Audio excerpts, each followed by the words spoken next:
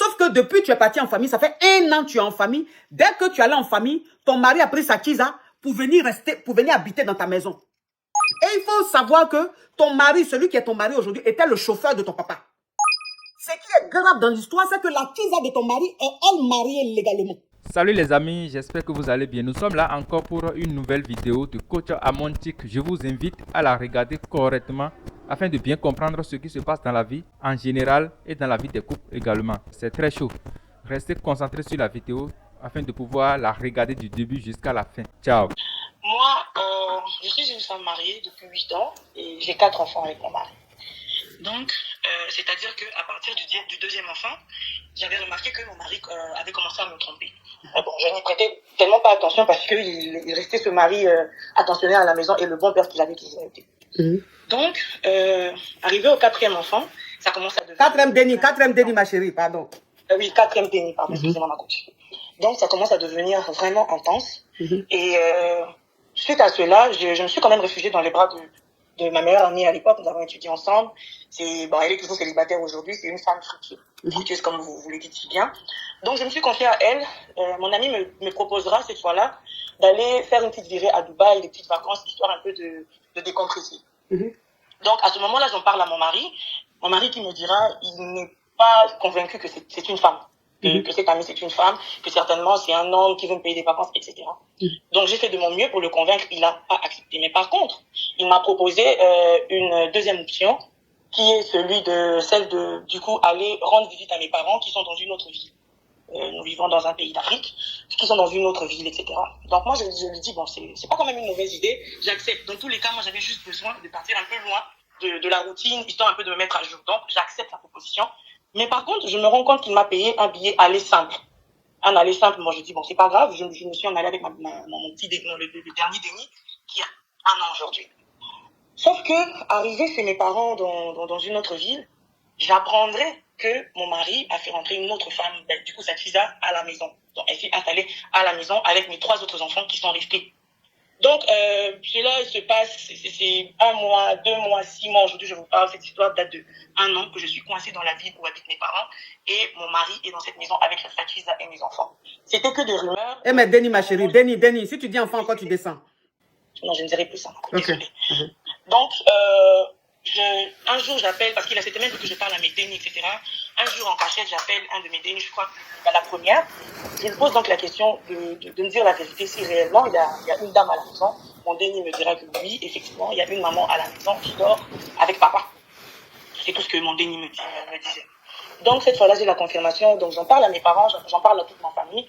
Et mon ethnie est, vous connaissez, nous les Africains, donc, tant que mon mari ne m'a pas... C'est-à-dire que c'est lui qui a pris le billet aller, il n'a jamais pris de billet retour, donc je ne peux pas prendre des décisions. C'est-à-dire que si aujourd'hui, moi, je décide de rentrer donc à la capitale, ça serait comme désobéir, en tout cas selon la coutume, selon ce que mes parents me disent. Et jusqu'à date, aucun de mes parents, même pas mon père, personne n'est allé confronter mon mari par rapport à cette situation, ni même pour lui poser la question, pourquoi est-ce que ta femme est ici depuis si long moment. Donc face à ça, ma coach, je ne sais pas comment m'y prendre. Donc ma question est... Et comment réagir face à cette situation? Dois-je vraiment rentrer à la capitale pour confronter mon mari et désobéir à mes parents? Honnêtement, je ne sais pas. Je ne sais pas. Mais toi, c'est ton mari qui t'a dit d'aller voir tes parents? Oui. La proposition, au lieu d'aller à... Comment, ma coach? Oui, on t'écoute, ma chérie. Il faut chauffer l'affaire. C'est un affairage, mais c'est trop froid. Oui, ma coach, excusez-moi, j'ai un peu le trac, comprenez-moi. Donc, au départ, si vous vous souvenez, ma copine m'avait proposé une virée à Dubaï. Mon mari a refusé et ne croyait pas que c'était ma copine qui me proposait de payer tous les frais. Il n'a pas cru. Évidemment, moi, je l'ai comprise en tant que femme. Sauf que lui, en contrepartie, il m'a proposé d'aller dans une autre ville du pays, donc où vivent mes parents. C'est-à-dire que quand il m'a épousée, c'est dans cette ville-là qu'il m'a récupérée pour me ramener à la capitale. Et la ville là est dans le même pays. Vous êtes dans le même pays? Dans le même pays, et la fille vivait dans la capitale où nous étions. Nous étions avec mon mari. Donc, ma coach, je ne sais pas comment m'y prendre, je ne sais pas quoi faire. Vous savez, au fil du temps, moi, je pensais que ça allait vraiment s'estomper, que je pouvais passer au-dessus, mais je me rends compte qu'aujourd'hui que j'en parle à une... Et ça fait combien d'années que tu es en famille, là? Ça fait 1 an, ma coach. Ça fait 1 an. Ça fait 1 an que tu es chez tes parents, ton mari n'est pas allé te chercher? Jamais, ma coach. Et il y a quand même certains membres de ma famille, c'est-à-dire mes cousins, cousines, parce que mon père estime qu'il ne peut pas se rabaisser au niveau de lui aller rentrer en contact avec mon mari, sachant que c'est lui qui m'a fait partie de la maison. Oui. Donc j'en ai un peu Il y a les traditions qu'il faut respecter. Exactement. Donc j'en ai parlé à mes cousins, cousines. Attends ma chérie, attends, je vais récapituler parce que l'affaire, c'est un affairage, mais c'est trop, tu es trop blagodor. Attends, je vais récapituler. Je vais récapituler. Tu es marié, tu as 4 enfants avec ton mari. Ok. Et ton mari et toi, ça n'allait pas. C'est-à-dire dans le foyer, c'était un peu froid, c'était un peu bizarre. Ton mari, son infidélité, c'était de plus en plus, il découchait de plus en plus, il était de plus en plus infidèle. Et comme tu n'étais pas bien, tu as parlé de ça à ta meilleure amie. Et ta meilleure amie t'a dit, bon, on va voyager, on va aller à Dubaï. Tu vas déstresser un peu parce que je te sens stressé. Donc tu as fait la proposition à ton mari. Ta meilleure amie t'a dit, elle va aller avec toi à Dubaï, qu'elle t'offre le billet et le séjour. C'est que tu expliques à ton mari. Ton mari dit jamais, tu ne vas pas aller à Dubaï. Parce que si tu vas à Dubaï, c'est que c'est garçon qui t'a fait partir là-bas. Il n'a pas cru que c'est ta camarade qui peut t'offrir ça, ce voyage. Et il t'a dit, au lieu d'aller à Dubaï avec ta copine, je vais prendre ton billet, tu vas aller voir tes parents. Et après, tu vas venir, tu vas rester chez tes parents un peu, ça va te faire du bien. Mais tu ne vas pas avec les 4 dénis, tu vas aller à le dernier. C'est-à-dire que le 4e déni. Voilà comment, comme c'est ton mari, tu as accepté. Parce que bon, tu avais peut-être aussi envie de voir tes parents. Tu as accepté, il a payé ton billet. Et tu allais voir tes parents avec le dernier déni. Et tu pensais que, parce que le billet que ton mari a acheté, normalement, quand on achète un billet, on prend aller-retour. Mais le billet que ton mari a acheté, c'était seulement l'aller. Et quand tu lui as demandé le pourquoi de seulement l'aller, il t'a dit non, t'inquiète pas, bon, je vais t'envoyer l'argent, ou bien, en tout cas, il a raconté quelque chose, tu as cru et tu es parti en famille. Sauf que depuis que tu es parti en famille, ça fait 1 an que tu es en famille. Dès que tu es allé en famille, ton mari a pris sa kisa pour venir habiter dans ta maison. Avec les 3 dénis qui sont restés avec ton mari. Et ça fait 1 an que tu es en famille, tu es chez tes parents. Ça fait 1 an que ton mari ne va pas te chercher. Ça fait 1 an qu'il ne t'amène pas l'argent pour que tu puisses prendre le billet, revenir pour rejoindre ton foyer. Et tout le monde raconte que ton mari vit maintenant avec la Kiza. Et c'est la Kiza là maintenant qui s'occupe de tes dénis. Tes 3 dénis que tu as laissés là-bas. Tu as appelé maintenant l'aîné, ton déni le plus grand, pour lui demander un peu si ce que les gens racontent là, c'est vrai. Et ton déni t'a confirmé, ton déni t'a dit effectivement, il y a une tata qui habite avec nous ici, elle croit avec papa tous les jours. Donc, ça veut dire que quand l'enfant a dit ça, tu as compris, tu sais que c'est vraiment vrai ce que les gens ont raconté. Et depuis ce jour-là, jusqu'à aujourd'hui, tu es encore en famille. Ton papa, maintenant, tu dis à ton papa que tu veux retourner dans ton foyer. Ton papa dit non. Dans la tradition, si c'est lui qui t'a demandé d'aller voir tes parents, c'est à lui d'aller te chercher.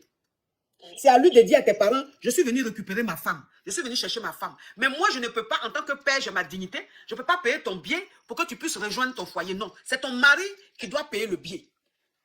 Et maintenant, quand ton papa a vu que ton mari ne fait pas signe, ça fait 1 an que tu es chez eux, voilà comment il demande à son petit frère, qui est ton oncle, de contacter ton mari pour savoir pourquoi est-ce que depuis là, il ne paye pas ton billet, il ne vient pas te chercher.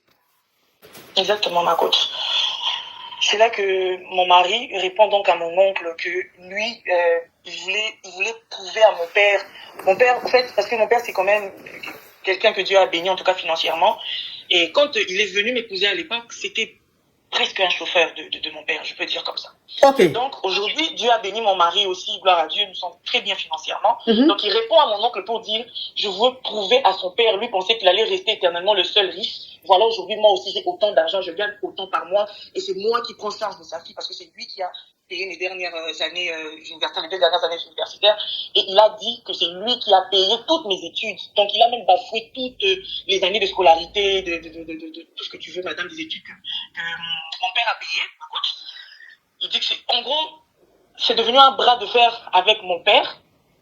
C'est quelque chose la chose à laquelle je ne m'y attendais absolument pas. Et de l'autre côté, j'apprendrai que Sakiza aussi est une femme mariée. Sakiza est une femme mariée. Je crois qu'ils ont vendu la parcelle, quelque chose comme ça, je ne me rappelle plus. Mais en gros, son mari est parti pour un autre pays en quête d'une nouvelle vie et que sa femme devrait donc la rejoindre. Le rejoindre, excusez-moi ma coach. Comprenez-moi aussi. Donc, ça me fait perdre confiance en soi, ça me fait poser beaucoup de questions. Moi, je suis jeune, ma coach, je n'ai même pas encore 35 ans, mais cette visage, j'apprenais que c'est une femme dans la quarantaine, bien que ce soit une skinny, mais les gens qui l'ont vue disent que, en tout cas, à voir la dame, on sent que c'est quelqu'un qui a fait la vie, que c'est possible même qu'il soit même plus vieille que mon mari. Donc moi, la question, c'est qu'est-ce qui l'a intéressé chez cette autre femme? Sachant que c'est une femme mariée aussi, donc ma coach, j'ai beaucoup de questions. Donc, ça veut dire que... Attends, ma chérie, je continue, je récapitule, hein, je récap. Hein. Donc, ça veut dire que Tu es allé chez ton papa là. C'est pas parce que tu n'as pas l'argent de billets pour retourner dans ton foyer, non.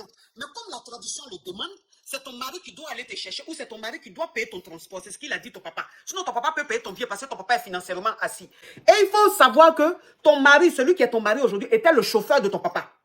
Oui. Et Dieu merci aujourd'hui, ton mari, Dieu l'a béni, il a un bon travail et tout, il est fructueux. Donc, quand tu as vu que ton mari ne voulait pas aller te récupérer dans ton foyer, ton papa aussi dit que lui ne peut même pas appeler ton mari. Parce que ton papa a dit, lui ne peut même pas appeler ton mari même pour lui demander pourquoi il ne va pas te chercher. Parce qu'à la base, ton mari, c'était son chauffeur. C'était un employé. Donc, lui, il ne peut pas appeler son ex-employé pour parler même de sa fille. Dans genre, le papa, c'est le boss, quoi. En tant que l'employé, lui, il a gardé des frustrations depuis longtemps. Aujourd'hui, Dieu l'a béni. Donc, la frustration, là, c'est maintenant, il est en train de faire ressortir ça. Donc, ton papa dit, lui, ne peut pas appeler ton mari parce que ton mari, c'est son pépéro. Ton mari, maintenant, qui te dit que ton papa, là, lui, pense que quoi? Il pense que c'est lui le seul fructueux sur cette terre. Qu'aujourd'hui, là, lui, Dieu l'a béni, il est fructueux. Et que c'est lui qui payait tes études avant, mais c'est lui, toi, c'est ton mari, là, lui, là, c'est lui qui a fini, qui a payé tes études jusqu'à ce que tu as terminé tes études. Et que c'est lui qui te prend en charge, c'est lui qui prend les enfants en charge. Que lui veut montrer aujourd'hui à ton papa qu'il n'est pas le seul fructueux, que lui aussi, il est fructueux. En quelque sorte, c'est un homme qui travaillait pour ce monsieur-là, mais qui a gardé beaucoup de frustration, ou bien qui était jaloux, ou bien je ne sais quoi. Donc, c'est aujourd'hui, là, c'est que son patron lui a fait dans le passé, là. C'est aujourd'hui, il est en train de se venger en quelque sorte. Donc, c'est sur le déni, maintenant, sa femme, là, il est en train de faire sa vengeance. Ça veut dire qu'il t'a marié, là. Il t'a pas marié par amour. Il t'a marié, il a fait exprès pour montrer, pour se venger de ton père. Parce que c'est ce qui est en train de se faire, là. C'est ce qui est en train de se faire, là. Il a gardé beaucoup de choses. Il est très rancunier, il a gardé beaucoup de choses. Il a marié sa fille. Pas par amour, pour montrer au padre qu'il a marié ta fille, elle lui fait des dénis et puis elle l'a jeté. Donc c'est ce qu'il est en train de faire. C'est ce qu'il est en train de faire. Et ton papa, il dit, lui, il ne peut pas te laisser aller chez lui tant que ton mari ne vient pas te chercher. Et toi, aujourd'hui, c'est vrai, les deux sont dans leur conflit d'hommes, d'ego, mais toi, tu as envie de retourner dans ton foyer. Toi, tu as envie de retourner d'être avec tes dénis. Et ce qui est grave dans l'histoire, c'est que la tisa de ton mari est, elle, mariée légalement. La tisa de son mari est mariée légalement. Et son mari et elle ont vendu leur terrain. Son mari allait genre aux États-Unis se chercher. Donc, normalement, la tisa doit rejoindre son mari quand son mari va se retrouver à l'aventure. Donc, le temps que son mari est à l'aventure en train de se chercher là, elle allait vivre avec un mari de quelqu'un. Pendant que son mari est à l'aventure là, elle vit avec son mari de sa camarade dans son foyer. Ma coach, c'est exactement ça. Abasourdi, je n'ai pas de mots. Comme je vous l'ai dit, ça fait plusieurs mois, j'ai des questions, mais sans réponse. Et ici où je suis chez mes parents, pour pas aussi les inquiéter, c'est moi l'aîné. Je fais semblant d'aller bien. Je sais qu'au fond d'eux, ils savent que je ne vais pas bien, mais je fais semblant d'aller mieux, de profiter, de sourire à la vie. Mais dans le fond, il y a toujours des questions que je ne pourrais pas poser à mon père parce que, vous savez, les bras de fer qui se passent entre les deux. Et ma maman encore, je l'épargne de tout ça. Ma meilleure amie, elle se met automatiquement de mon côté. Donc, je voulais, moi, avoir un avis extérieur, surtout d'une professionnelle que vous êtes ma coach. Et quand même... Bon, donc, c'est quoi ta question? C'est quoi ta question? Ma question, ma coach, oui. Je veux récupérer mes enfants. Pour pas dire récupérer mon foyer. Je veux bien récupérer mon foyer, mais je crains que ce soit impossible à l'heure là. Et moi, j'ai besoin de me bénir. Ton mari là, vous êtes marié légalement, non? Oui, ma coach. Communauté de biens ou séparation de biens? Communauté de biens. Ok. Ce que tu vas faire, ma chérie, ce que tu vas faire, parce que l'heure est grave. Tu comprends? L'heure est grave. Ta camarade femme est venue prendre ton foyer. Et toi, tu es assise là, impuissante, et tu es entre deux hommes qui ont leur problème d'ego. Peut-être même que ton papa a gré une go de ton mari quand il était encore chauffeur, ou bien peut-être que ton mari et ton papa ont gré la même go. Donc les deux sont en jalousie, on ne sait pas. Mais en tout cas, les deux, là, leur comportement, là, tu vas voir que ces femmes qui sont au milieu, on les connaît. On connaît les hommes. Tu vas voir que ces femmes qui sont au milieu, c'est une go qu'ils ont gré ensemble. Ton papa n'a pas digéré ou bien ton mari n'a pas digéré. Donc, ils sont dans un mouvement de vengeance entre hommes. Donc, ce que toi, tu vas faire, tu vas plus t'occuper de ce que ton papa dit. Il n'a qu'à nous excuser à la tradition. Il n'a qu'à nous excuser. Mais là, l'heure est grave. Maintenant, on est au 21e siècle. Tu vas payer ton billet. Tu vas te rendre chez toi. Tu te rends chez toi. Tu as la clé de chez toi. Tu ouvres la porte. Maintenant, peut-être qu'ils ont changé les serrures. S'ils ont changé les serrures, tu vas sonner. Elle va venir ouvrir. Si elle vient ouvrir, tu dis que tu es venu dans ton foyer. Si elle dit tu es venu faire quoi, tu dis tu es venu chez toi. Jusqu'à preuve du contraire, c'est chez toi. Elle est qui elle représente rien aux yeux de la loi. Elle n'est pas chez elle. C'est toi, tu es chez toi. Vous êtes marié légalement. Sous communauté de biens. Et tes enfants sont dans la maison. Donc, c'est normal que tu rentres chez toi. Donc, tu vas t'asseoir là, tu vas dire que tu ne bouges pas. Si ton mari te dit de bouger, tu dis que tu ne bouges pas. C'est les cocas qui vont venir vous trouver là. C'est la police qui va venir vous trouver là. Elle, maintenant, là, son mari à l'aventure, elle est en train de vivre avec un mari d'une autre femme, non? Son mari va savoir que sa femme n'est pas en train de l'attendre. Elle est en train de vivre avec un autre homme. Bang, ma chérie, il ne faut même pas laisser. Je vois ton profil. On sent que tu es une fille, tu as eu tes 4 repas, tu es très belle, tu es très truc. Mais il faut laisser ça là. Il est temps pour toi d'être zigueï. Il est temps pour toi d'être zigueï. L'heure est grave. Va me dégager cette gougandine là de ton foyer. Tu la dégages de ton foyer. Elle n'a qu'à partir. Maintenant qu'elle part là, ton mari là, pour le moment tu restes elle les dénis. Tu mets une stratégie en place parce que lui là, tu vas le divorcer. Ah non, tu ne peux plus rester avec lui. Tu vas le divorcer. Mais avant de le divorcer là, la gougandine doit partir. Pour lui montrer que tu es sa camarade femme, que tu ne peux pas être là et puis femme va venir prendre ton foyer. Jeune de la vie. Vous êtes choqués. Parce que c'est ça aussi, on dit que souvent là. Quand tu es né à une cuillère en argent dans ta bouche, dans la bouche là, ça aussi là, ça n'a pas voilà les conséquences. Hein. Voilà les désavantages. Hein. Parce que quand tu es né avec une cuillère en argent dans la bouche là, tu as eu tes 4 repas là. Tu n'as pas comportement de nous qui étaient à la selle mère là. Nous-mêmes, ça veut dire qu'on a grandi même dans la jungle. Sinon, moi, tu m'as fait ça, mais pas là qu'on va faire dans la maison là. C'est le coca qui va venir nous trouver là. Toi aussi. Ça, c'est rien ça pour moi. Ça, c'est des beignets aux crevettes. Au contraire, même quand le quartier est là, même c'est ce que j'aime. Le quartier va sortir là, même c'est ce que j'aime. Mais vous, qui êtes nés avec les 4 repas là, vous faites votre chouet. C'est pour ça que ça fait 1 an que tu es chez ton papa, tu es en train de regarder ça. Prends ton billet, retourne dans ce foyer là, tu me dégages cette gougandine là-bas. Tu me dégages cette gougandine là-bas, tu reprends ce foyer là, tu mets une stratégie en place, tu divorces de ce monsieur là, tu reprends tes dénis. Et tout ce qu'il est en train de faire là, il faut que tu aies toutes les preuves. Parce que lors du divorce là, c'est ce que tu vas montrer, c'est ce que ton avocat va présenter. Voilà. Tu vas expliquer que ton mari t'a dit d'aller en famille, d'aller voir tes parents et depuis tu es bloqué là-bas depuis 1 an. Il est venu vivre, il y a une femme qui est venue vivre là. Les enfants sont témoins. Il aura des preuves, tout. Et c'est ces preuves-là que tu vas prendre pour divorcer. Et le divorce, là, ça sera en ta faveur. Oui, et le monsieur, tu le quittes. Parce que lui, là, il t'a pas marié par amour. Ça veut dire que ton mari, il t'a pas marié par amour. Il t'a marié pour prouver, pour montrer quelque chose à ton padre. Tu comprends un peu? Donc, un homme comme ça, là, ça veut dire que c'est un homme. Donc, il t'a marié pour Zonto, ton papa. Tu comprends? Donc, un homme qui te marie pour Zonto, ton papa, ça veut dire que cet homme-là même là, il ne t'aime pas, il n'aime pas ta famille. Et quelqu'un qui n'aime pas ta famille, tu ne peux pas rester avec. Un homme qui n'aime pas ta famille, tu ne peux pas vivre avec. C'est dangereux. Donc, tu fais ça, ma chérie. Hein? Merci beaucoup, ma coach. Non. On peut être méchant comme ça. On peut être méchant comme ça. On peut marier enfant de quelqu'un juste parce qu'on a envie de Zonto de son papa. Juste parce qu'on a envie de se Zonto de son papa. Oh non, il a fait fort. Courage à toi, ma chérie. Que tu es belle comme ça, tu es jolie, on a une fleur. Merci, ma coach. Oh, si vous voyez, elle est belle. Voilà les amis, nous sommes à la fin de la vidéo. J'espère que vous avez bien compris la vidéo. Mettez dans les commentaires ce que vous en pensez, chers amis. Et surtout, n'oubliez pas de liker la vidéo, de vous abonner également et d'activer la cloche de notification pour ne plus manquer les prochaines publications. Ciao, on est ensemble.